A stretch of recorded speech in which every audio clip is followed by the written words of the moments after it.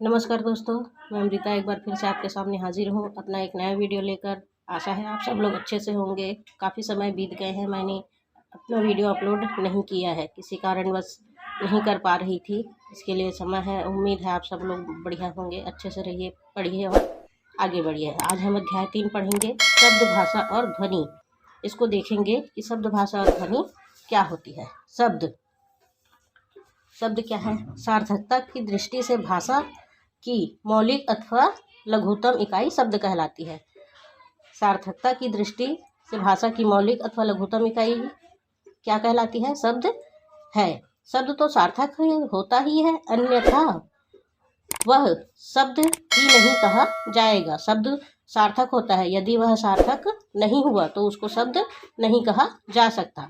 इसी प्रकार सार्थक ध्वनि को भी शब्द कहा जाता है। इसी प्रकार जैसा कि अभी पढ़े कि जो सार्थक होता है वही शब्द कहा जाता है, जो नहीं होता है उसको नहीं कहा जाता है।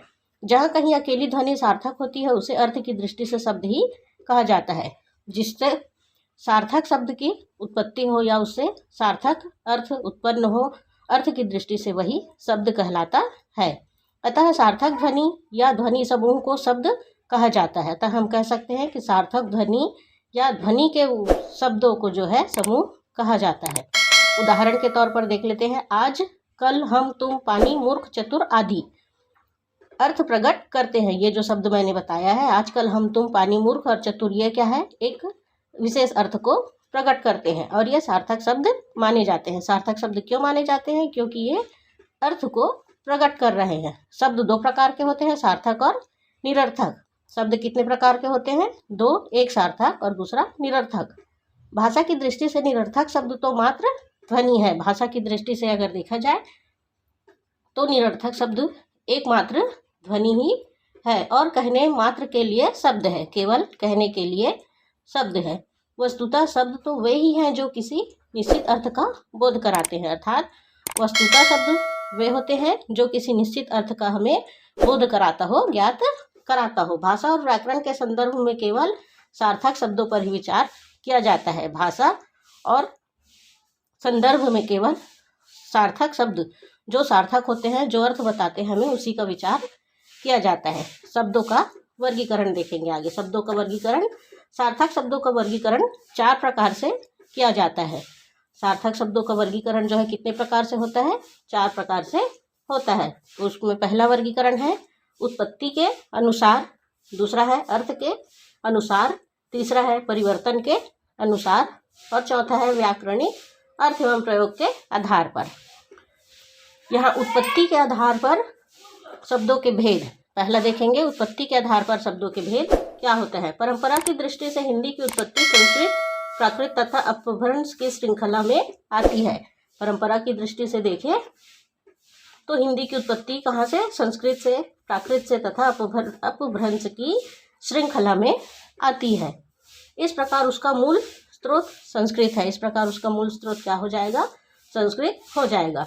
जनमानस होने के कारण उसमें अनेक भारतीय एवं विदेशी भाषाओं जनमानस होने के कारण उसमें अनेक प्रकार की भारतीय एवं विदेशी भाषाओं जैसे अरबी है, तुर्की, फारसी, फ्रेंच, अंग्रेजी, पुर्तगाली आदि शब्दों का समावेश होता है। समावेश अर्थात मिलाया हुआ हो गया है।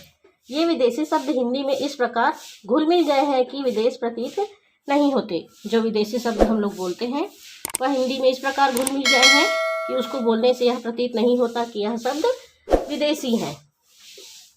कौन कहेगा कि महल, हलवा, कढ़ाई, बटन, कमीज, रेल, पुलिस आदि शब्द हिंदी के शब्द नहीं है। इतने घुल मिल गए हैं कि ये शब्द जैसे हलवा है, कढ़ाई, बटन, कमीज, रेल, पुलिस, यह शब्द हिंदी के शब्द नहीं है। उत्पत्ति के अनुसार हिंदी के शब्दों को निम्नलिखित रूप मिलते हैं।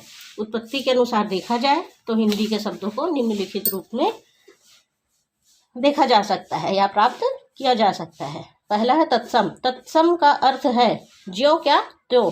तत्सम का अर्थ है जो शब्द जैसे आए हैं वैसे ही हम प्रयोग करें। वे शब्द जो संस्कृत से आए हैं और बिना किसी विकार या परिवर्तन के हिंदी भाषा के अंग बन गए हैं। वे शब्द जो संस्कृत से मिले हुए हैं वह बिना किसी परिवर्तन या बदलाव के हिंदी भाषा के में जुड़ गए हैं या उसके अंग बन गए हैं। तत्सम शब्द अपने मूल रूप में ही प्रयुक्त होते हैं। तत्सम शब्द क्या है? अपने मूल रूप में ही प्रयुक्त होते हैं, यथा सूर्य, चंद्र, बालक, नर, कपि, पवन आदि। यह शब्द क्या है? तत्सम शब्द होते हैं। आज हम तत्सम शब्द पढ़े हैं। कल तद्भव, देशज शब्द और अन्य भारतीय भाषाओं के शब्द, विदेशी शब्द यह देखेंगे। अधिक आगे बताने का प्रयास करूंगी तो वीडियो अधिक लंबा हो जाएगा। बच्चे या बड़े पढ़ते समय कभी बोर हो जाते हैं, इसलिए मैं अपना वीडियो यहीं समाप्त करती हूँ। आशा है आप लोगों को पसंद आएगा। इतने दिनों बाद मेरा वीडियो आया है, प्लीज़ लाइक सब्सक्राइब के साथ आगे भी भेज दीजिए। और कोई दिक्कत हो तो आप कमेंट बॉक्स में मुझे कमेंट कर सकते हैं। आज के लिए इतना ही। धन्यवाद। जय हिंद।